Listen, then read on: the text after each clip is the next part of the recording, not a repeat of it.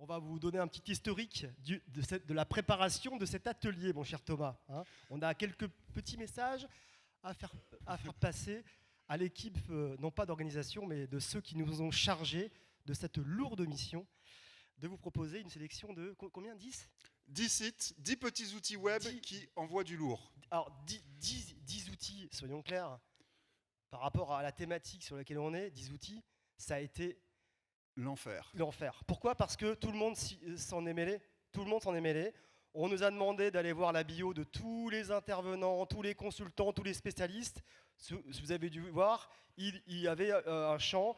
Quel est votre meilleur outil ? Ouais, je veux dire. Donc on a fait une première liste, une shortlist.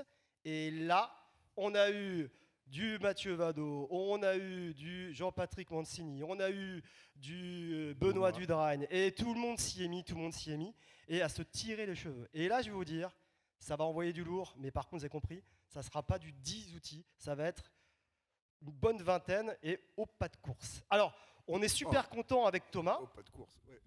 Parce que vous êtes quasiment, il y a plus de 200 personnes qui ont été inscrites sur cet atelier. Donc, a priori, il y a de l'intérêt. Alors j'espère en tout cas qu'on va envoyer aussi à notre niveau du lourd. Et évidemment, ça nous met une pression phénoménale. Merci d'avoir répondu aussi positivement à cette intervention. Moi, je voulais rajouter aussi que c'est des outils que on utilise nous quotidiennement. C'est-à-dire qu'il y a un vrai partage. Tous les outils que moi et aussi toi ont injectés dans le truc, c'est des choses que j'utilise peut-être pas tous les jours, mais que j'utilise. C'est extrêmement pragmatique, c'est concret, c'est presque un partage d'expérience. C'est quelque chose qui est fait sincèrement, quoi. C'est authentique. Et ça nous fait gagner un temps pas possible. Allez, je te propose que tu nous fasses un petit rappel. Un petit rappel de l'atelier. Moi, j'aime bien faire des rappels de l'atelier. Voilà, on va vous présenter des outils qui facilitent l'agilité numérique au quotidien pour produire des contenus, des images, des vidéos, du texte. En fait, le but du jeu, c'est d'avoir des outils qui nous font gagner du temps, qui nous font être plus productifs.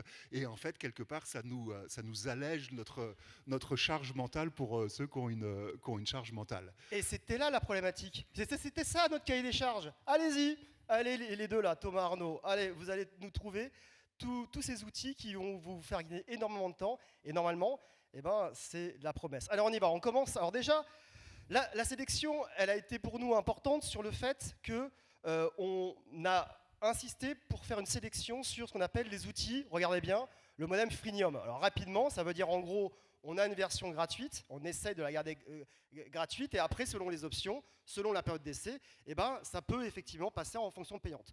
La plupart des outils, on les garde en fait en version, d'une part, gratuite. Autre élément important, on connaît tous votre niveau d'anglais, d'accord ? On a plutôt effectivement privilégié des outils en français, avec aussi possiblement des clouds, avec du stockage de données en France. Donc voilà. Et ensuite le SaaS, je te laisse donner la définition, mon cher Thomas. Donc ça, c'est Software as a Service, c'est-à-dire que c'est une application, un programme qui tourne sur un serveur. Globalement, vous n'avez pas à télécharger ces outils et à les installer. Il y a quelques petites exceptions si on veut une extension, etc. Mais c'est de l'outil disponible en ligne et, je le répète, la plupart, vous pouvez les utiliser gratuitement et vraiment gratuitement. Je te fais une petite joke, mais franchement, vu ton accent en anglais, ça va beaucoup t'aider. Surtout que je crois que tu as des bons outils de traduction en anglais à nous proposer. Ouais. On a conscience qu'il y a certains outils qu'on va vous montrer. Certains dans la salle vont dire bah oui, mais moi j'utilise ça depuis 15 ans. Voilà, on ne va pas pouvoir contenter tout le monde. Mais si sur la sélection, vous repartez avec une dizaine d'outils qui vont vous apporter énormément de valeur, alors le job, il est fait. Allez, on sera heureux. On envoie. Première thématique, d'accord ? Ici, je vous regarde tous là. Je suis convaincu qu'il y en a qui se baladent avec leur petit carnet, leur petit papier, avec tous les codes de plein de choses. Mais si, ça arrive encore. Mais non, maintenant c'est synchronisé dans le navigateur. Je sais bien, surtout sur le navigateur. La sécurité, c'est quand même quelque chose de super important, surtout quand on est un territoire, une destination, une entreprise. Donc, une solution, il y en a plein d'autres, mais celle en tout cas qu'on utilise en grande partie, c'est Dashline. On n'a aucune action dans cette compagnie, mais globalement, c'est un outil qui est vraiment très intéressant, qui permet à la fois, vous avez compris, de garder vos mots de passe, de générer des mots de passe en tout cas cryptés. Ouais. Et surtout, ce qui est intéressant, c'est qu'il vous permet d'avoir des données de type carte bancaire, etc. Et c'est le leader, en tout cas, de tout ce qui est la notion de sécurité. Donc en gros, on estime, ne faites pas l'erreur de donner tous vos codes à du Google, à du Facebook, dont le métier, c'est de rendre au plus grand nombre toute l'information publique, qui rend publique. Donc attention. Ce qui est intéressant aussi, c'est le partage de profils. C'est-à-dire que vous pouvez avoir plusieurs types de profils, le patron et ainsi de suite, et chacun va avoir accès à des mots de passe différents. Il y a beaucoup de mots de passe que l'on partage dans la structure, dans l'entreprise, et là, ça permet de sécuriser le partage des mots de passe. Et une autre chose que j'aime bien, c'est si le mot de passe, si le site a été hacké et que le mot de passe a fuité et qu'il se retrouve en vente sur le dark web, alors ces systèmes-là le repèrent et ils vont vous alerter en disant « Attention, votre mot de passe est compromis, changez de mot de passe ». Donc, bien sûr, solution à la fois sur le desktop, mais aussi sur l'application mobile et partageable, tu l'as bien dit, au niveau de l'équipe. Allez, autre thématique, on y va. C'est moi ? On y va. Ici, les outils de planification. Alors, premier outil, tu lances. Alors, Framadate, on connaît tous Doodle, on utilise tous Doodle. Doodle récemment a rendu des petites options très intéressantes payantes. Doodle est devenu, en fait, les Américains, ils arrivent sur le marché, ils mettent un produit fantastique, gratuit, tout le monde se rue dessus, génial. Et une fois qu'ils ont créé la dépendance, ça devient payant.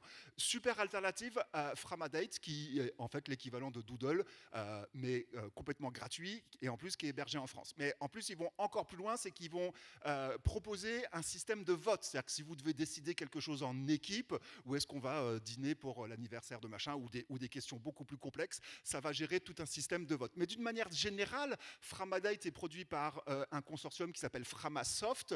Et Framasoft est une structure, un consortium français. Tous les services sont hébergés en France. Et pour chaque outil Google, alors c'est un petit peu politique, hein, mais pour chaque outil Google, ils produisent un équivalent open source français hébergé en France sans enjeu liés à la data, etc. Et donc là, vous pouvez trouver tout ça sur dégooglison-internet.org. Framadate pour fixer les dates et les votes. Bon, je crois qu'a priori, vu l'URL, on comprend déjà la philosophie de ton outil. Allez, autre outil qu'on vous propose. QRStuff, un des avantages ou inconvénients de la crise que l'on a vécue, le Covid, c'est que ça a complètement démocratisé l'utilisation du QR code. Alors le QR code, on est tous...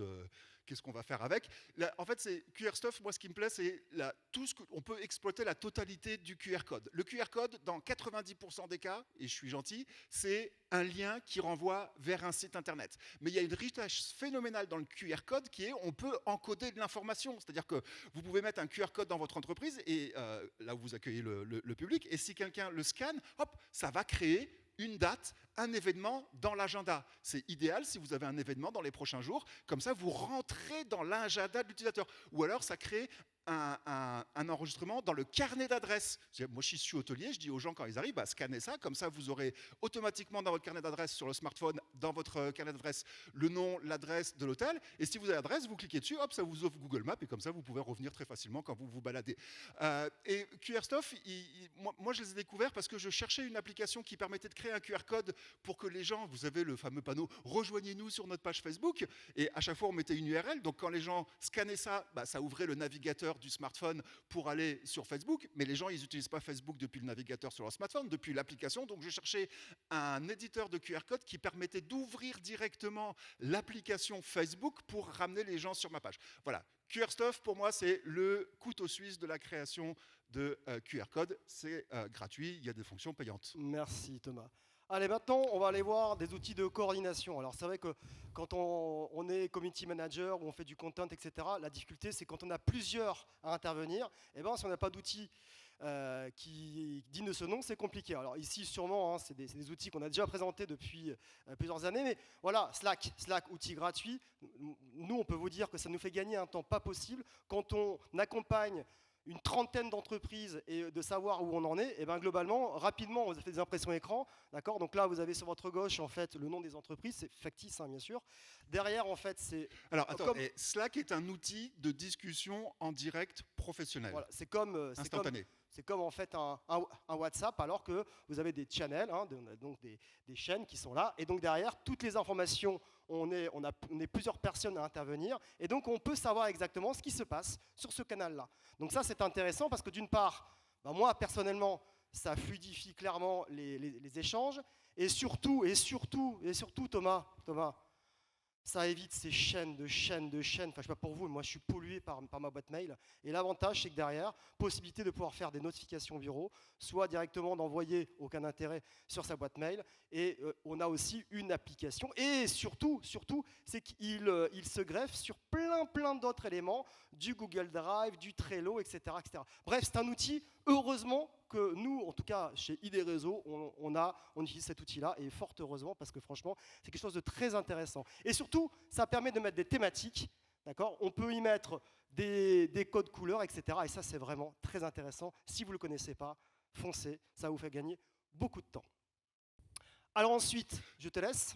Notion est un outil d'organisation de l'information. En fait, c'est un mélange entre un wiki. Donc, wiki, c'est comment je structure et j'organise l'information à propos de mon entreprise ou à propos de n'importe quelle information, mais aussi comment je la partage au sein de l'entreprise, comment on en fait un outil qui va structurer le travail. On peut créer des listes. En fait, Notion, c'est un outil visuel de manipulation de bases de données. Notion, c'est un super Excel en ligne, mais rien qu'en disant ça, j'ai l'impression de les insulter parce que c'est beaucoup plus puissant que ça. Vous pouvez créer des petites bases de données, vous pouvez avoir un Notion sur la communication, sur le marketing, sur la gestion du personnel dans l'entreprise, sur toutes les thématiques. Alors, en version payante, vous serez limité, mais si vous payez en version gratuite, vous serez limité, mais en version payante, vous allez pouvoir avoir des droits d'accès de qui peut voir quoi. Ça permet de savoir, d'avoir des listes de choses à faire aujourd'hui, de faire du suivi de projet. En fait, Notion, par sa puissance, est un outil qui va regrouper un truc de to-do, un carnet d'adresses, un gestion de projet, etc. À découvrir, j'ai envie de dire. Voilà, J'ai pas envie de dire, tu es passionné quand on parle. Hein, voilà, ici.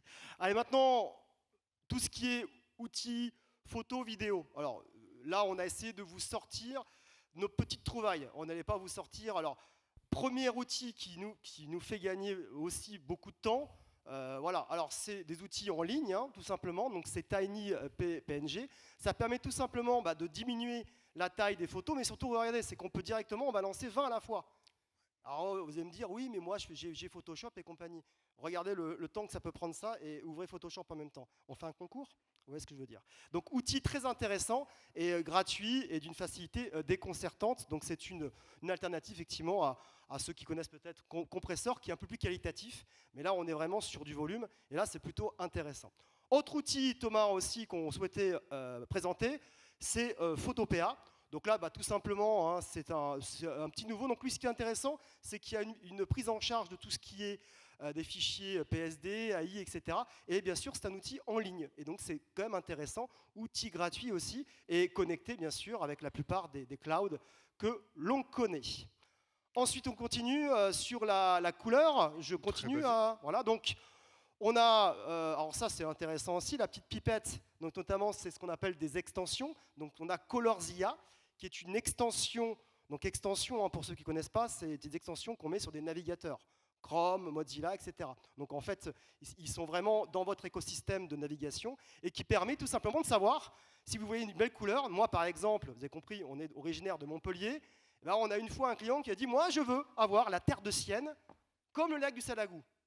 C'est quoi la terre de Sienne ? On a pris une photo directement du lac du Salagou et on a pris la pipette et on a servi exactement le code HTML de cette fameuse terre de Sienne. Autre élément aussi, donc Color Mania, donc pareil, logiciel gratuit qui permet tout simplement de choisir la couleur, d'accord ? Et surtout, ça permet d'avoir des dégradés. Parfois, souvent, on se demande, quand on voit certains sites de prestataires, hein, attention, je ne citerai pas, parfois, je ne voudrais pas du tout voir leur papier peint, je veux dire. Donc ça, c'est intéressant, ça évite de faire des fautes de goût, et parfois, ça peut nous rendre de bons services, ici. Ensuite, je te laisse, ou sur Front Ninja, ou voilà, comme tu veux. J'y vais si tu veux, allez, je suis lancé. Donc là, souvent, on trouve sur un site, on navigue, et on dit « Oh bon Dieu, cette police, elle est super sympa, quoi ». Et là, très compliqué. Alors, on peut toujours faire des recherches avec Google Front, etc. Et bien, pareil, application que vous mettez directement sur votre navigateur, et vous avez juste fait un survol de texte directement sur votre page web, et il vous dit tout simplement, effectivement, quelle est cette fonte, l'espacement, etc., etc. Et vous savez quoi ?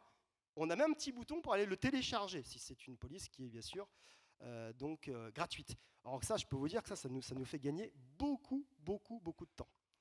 Dans le traitement de l'image, je ne sais pas si vous avez déjà galéré à détourer une personne pour faire un montage sur une image. Bah, il y a remove.bg. BG, c'est pour background, pas pour beau gosse, qui va en fait, vous lui uploadez votre photo et instantanément, en 1 seconde, il vous détourne l'image, mais avec une perfection, avec une très bonne perfection. Et surtout, il vous permet de la télécharger au format PNG, c'est-à-dire de garder la transparence. Et après, vous superposez cette image avec le fond que vous souhaitiez utiliser. Moi, je me suis pris la tête à détourner des images depuis que j'ai ça. Qui n'a pas crié quand un sociopro envoie des photos et on voit des épingalages en plein milieu? Non, ça c'est l'autre. C'est l'autre. Voilà, et là, ici. Donc là, ici. Là, c'est un outil qui permet d'enlever les watermarks. Les watermarks, c'est les filigrammes qui sont sur les photos. Vous avez remarqué que de plus en plus, quand vous faites des recherches de photos dans Google Images, qu'est-ce qui va remonter très souvent? C'est les photos de Alamy, Shutterstock, iStock. Vous voyez les photos avec des gros watermarks dessus, pas belles. Et des fois, on s'arrache les cheveux. Alors, moralement, je ne peux pas vous dire c'est intéressant de retirer ce watermark, ce filigrame. Ce que tu dis quand même, hein, parce c'est payant. Il y a un droit d'auteur. Mais des fois, ils mettent des watermarks sur des images qui... Enfin bon, voilà. Donc, ce watermark remove.io, vous uploadez une photo avec un filigrame, un watermark, il vous le retire là aussi instantanément et très rapidement, ce qui n'empêche pas de citer les sources si la photo est libre d'utilisation, bien évidemment. Ça, c'est l'autre capture de watermark, supprimer les filigrammes. Ensuite, j'ai... Pour ton histoire de photos qu'un sociopro a envoyée ou pas, j'ai cleanup.picture. Vous avez la photo de la plage, sublime, avec 2 personnes. Vous le passez au cleanup picture, il va supprimer les 2 personnes. Donc avec votre souris, vous avez déjà vu des pubs sur, ça marche aussi sur smartphone. Enfin voilà, c'est gratuit. Vous surlignez comme si vous aviez un marqueur l'élément que vous voulez supprimer et instantanément, Cleanup Picture va vous supprimer l'élément qui doit être supprimé en faisant un arrangement pour que la photo ne soit pas défigurée et vous allez pouvoir de nouveau télécharger la photo et enfin avoir une belle photo et l'exploiter. Pour ceux qui font de la vidéo, mon outil suivant est fantastique. Je fais beaucoup de vidéos où je me filme, c'est notamment pour de la formation et des choses comme ça, et je galère. Vous voyez, je mets un fond vert. Le fond vert, il faut bien mettre la lumière pour que ça. Et puis après, dans mon éditeur de film, comme on dit, dans mon éditeur de film, il faut que je sélectionne. Enfin voilà, voilà. Là, j'ai un site qui s'appelle runwayml.com qui vous filmez n'importe où. Et il va vous créer le fond vert automatiquement. En fait, c'est l'équivalent de RemoveBG que je viens de vous présenter, mais RemoveBG, c'est pour une image. Là, Runway va vous détourer une personne sur une vidéo qui va peut-être faire 5-10 minutes. En version gratuite, vous êtes limité à un nombre de mégaoctets et non pas à du timing, je ne sais plus bien. Et il va vous créer un fond vert d'une manière bluffante. Et ça le fait beaucoup mieux que quand j'utilisais un fond vert. Depuis ça, j'utilise plus jamais de fond vert. Voilà. L'outil suivant. Alors, l'outil suivant, donc là, notamment par rapport à la création de logos. D'accord. Donc là, c'est vrai qu'on peut trouver des solutions qui existent. Moi, on propose donc un outil dont, d'ailleurs, c'est pas son job. Jimdo, vous savez, hein, c'est la gamme Jimdo, Wix, et c'est des solutions qui permettent de créer très rapidement un site internet. Donc là, notamment, ça intègre une petite brique, toute petite brique en tout cas de l'IA, mais peu importe. Ils ont développé en fait, alors il faut le chercher, mais donc une rubrique qui s'appelle création de logo.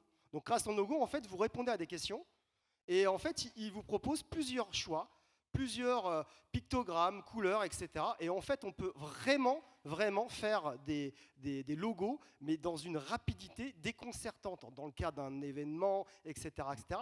Et c'est assez bluffant, parce que souvent, c'est un peu la galère quand même de trouver des logos.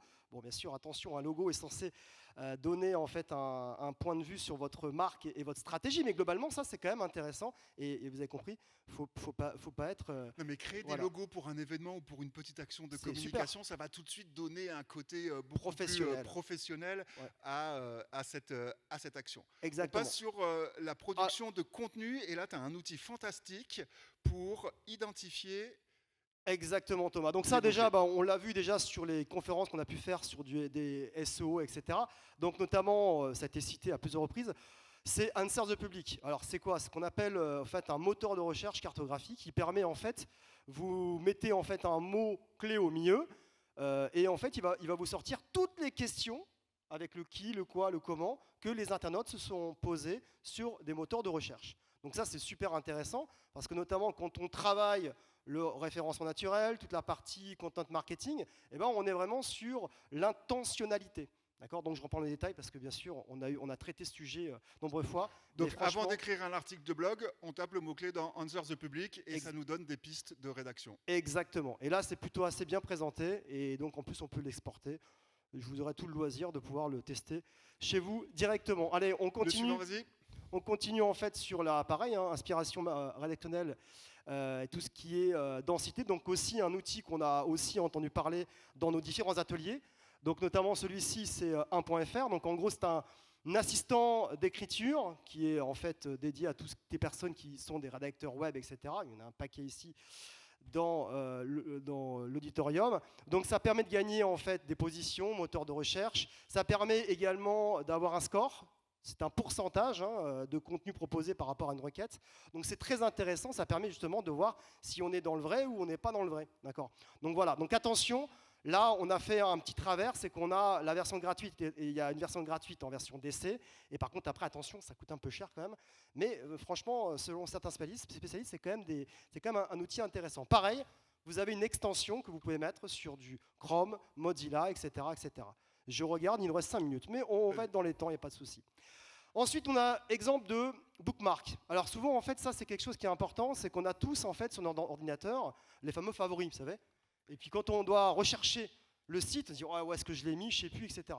Nous, notamment avec le groupement ID Réseau, depuis notre création, ça fait maintenant pas loin d'une bonne vingtaine d'années, globalement, en fait, on a tout ce qu'on appelle un Digo. Un Digo, c'est l'outil qui nous permet de travailler ce qu'on appelle l'intelligence collective. Dès que l'un de nous détecte ou trouve une information super intéressante, automatiquement, au lieu de le garder secrètement sur son disque dur, il le partage. Ça veut dire qu'en fait, c'est un outil qui permet d'agréger. Donc, on va structurer de l'information en disant, ça parle d'expérience touristique, ça, c'est plutôt de la veille, ça, c'est les outils pratiques. Et donc, ça permet notamment, donc pareil, extension sur Chrome, ça permet aussi d'avoir une extension sur son téléphone, et ça nous fait gagner un temps fou. Et surtout, vous avez plein d'éléments, des listes, ce qu'on appelle des outliners, j'en parle dans le détail, mais ça permet notamment de produire en fait des espèces de fichiers doc avec tous les sites que la communauté, enfin les personnes qui font partie de Digo, mais on peut l'avoir seul, ça vous permet d'avoir en fait une espèce de memento en fait par rapport à une thématique. Très très intéressant, je peux vous dire que ça nous fait gagner un temps juste fou. Allez, on va maintenant sur c'est pour toi ça, avec ton accent d'anglais, je vois ça, traduction en ligne, on y va. Le meilleur traducteur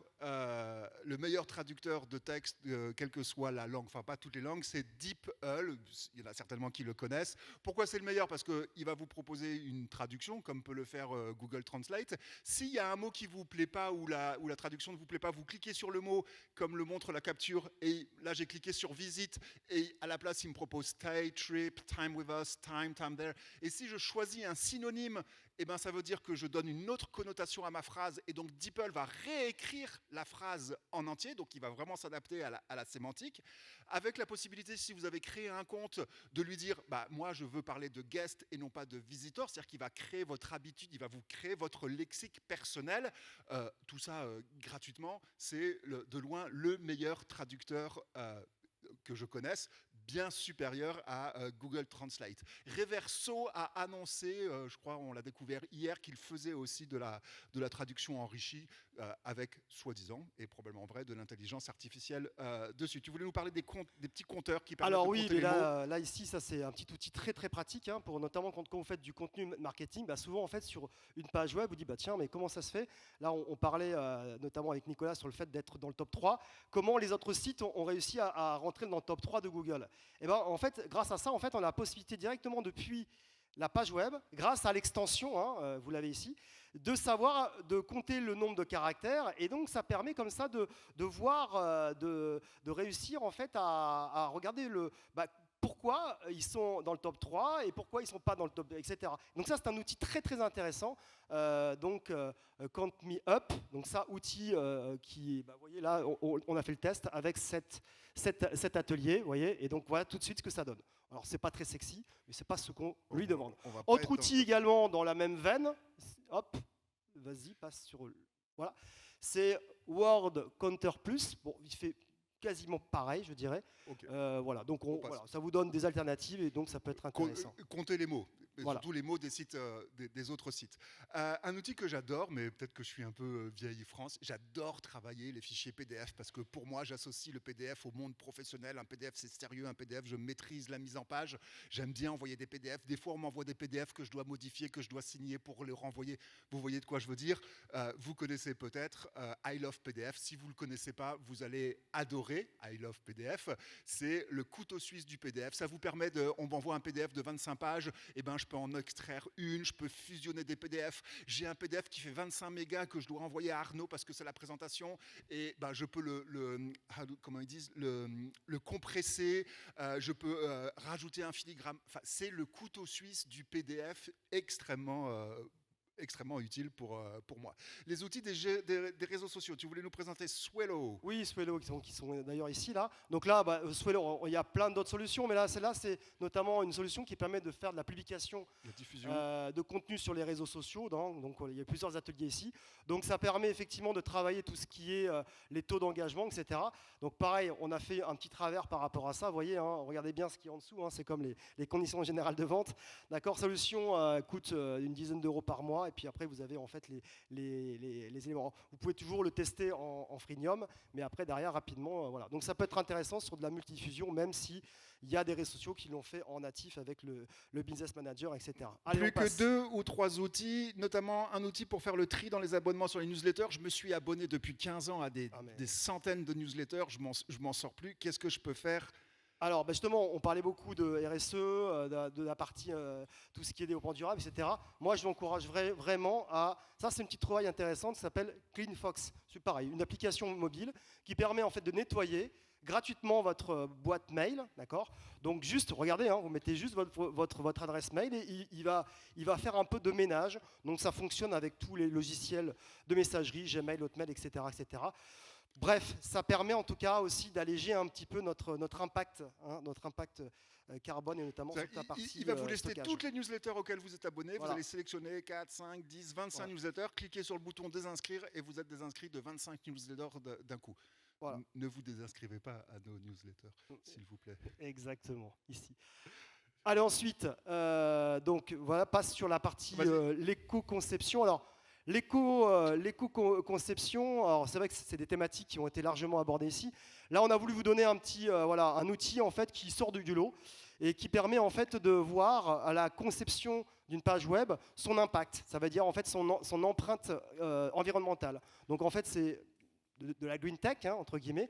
Donc ça permet de sensibiliser, vous voyez, le plus grand nombre aux impacts environnementaux du web, donner des pistes concrètes sur l'éco-conception des pages web, du site web sur lequel vous êtes en train de naviguer, et puis ça permet effectivement de témoigner d'une performance environnementale. Donc c'est des éléments qu'on peut effectivement faire valoir sur un site internet. C'est intéressant. Bon, il faut traduire un petit peu les éléments, mais au moins, voilà, l'objectif c'est d'avoir le maximum de coches vertes. Et le dernier outil, c'est le mien, enfin c'est moi qui l'ai proposé, c'est moi qui l'ai auto-proclamé la star ultime. C'est l'outil qui paye pas de mine, qui est tout petit, on ne sait pas d'où il vient. C'est l'outil que quand on le découvre, on se dit mais comment ça se fait que jusqu'à maintenant je vis sans avoir connu ça ? Et c'est l'outil que je suis en train de mettre le level très haut, et c'est l'outil que dès qu'on l'a en main, on ne peut absolument plus s'en passer. Vous faites tous des copier-coller, j'imagine. Et donc alors ceux qui sont dans l'environnement Windows, vous connaissez le CTRL-C pour copier et le CTRL-V pour coller. Regarde. A priori, oui. A priori, oui. Eh bien, voilà. En fait, les dernières versions de Windows gardent en mémoire votre presse-papier. C'est-à-dire que, non pas en faisant CTRL-V pour coller, vous faites Windows-V, et Windows-V va vous afficher les 10 derniers copiés que vous avez déjà réalisés. Et tu sais ce qui fait triper ? c'est que lundi à 9h, tout le monde a pensé à toi avec le chapeau. Alors, si vous faites, il faut l'activer dans le paramétrage. Si vous faites Windows V et que ce n'est pas activé, il va vous afficher la fenêtre de l'activer. Mais en plus, s'il y a des éléments que vous utilisez 25 fois par jour, vous pouvez l'épingler dans votre presse-papier. Et donc, même si vous avez copié 25 trucs entre-temps, vous gardez toujours l'élément. Et donc, comme ça, vous pouvez avoir 10 éléments dans votre presse-papier qui sont récurrents. Et moi, quand j'ai découvert ça, j'ai fait, mais comment ça se fait que Thomas, on n'a pas parlé avant? il faut que l'atelier s'arrête. Tu deviens incarné, tu deviens un démon là. Calme-toi, calme-toi. Et je ne sais pas s'il y a la même chose pour l'environnement Mac, mais j'imagine, connaissant la performance de Mac, il y a la même chose. Allez, on va essayer de rentrer dans les temps là. Voilà. Alors c'est simple. Alors ça a été un débat. Je vous raconte pas. Hein. Ça a fait couler beaucoup d'encre entre nous. Est-ce qu'on le met, est-ce qu'on le met pas, est-ce qu'on le met pas. On était pour, on était contre, etc. Bon, bien sûr, hein, vous avez compris. Oui, le chat GPT là, on en parle dans toutes les sauces. Hein, mais le problème c'est que est-ce qu'il il a sa place là, petit outil, je ne suis pas tout à fait sûr, mais on n'était pas tout à fait d'accord avec d'autres personnes. On vous l'a mis comme ça, on est couvert, on va enfin être payé pour notre atelier grâce à ça. Donc voilà. Voilà, merci de votre attention, de votre venue. Et on a tenu le timing. Et ça, vous savez quoi ? Ça mérite un bon check, mon ami Thomas. Yes. Yes, on l'a fait. Merci aux organisateurs, merci aux sponsors.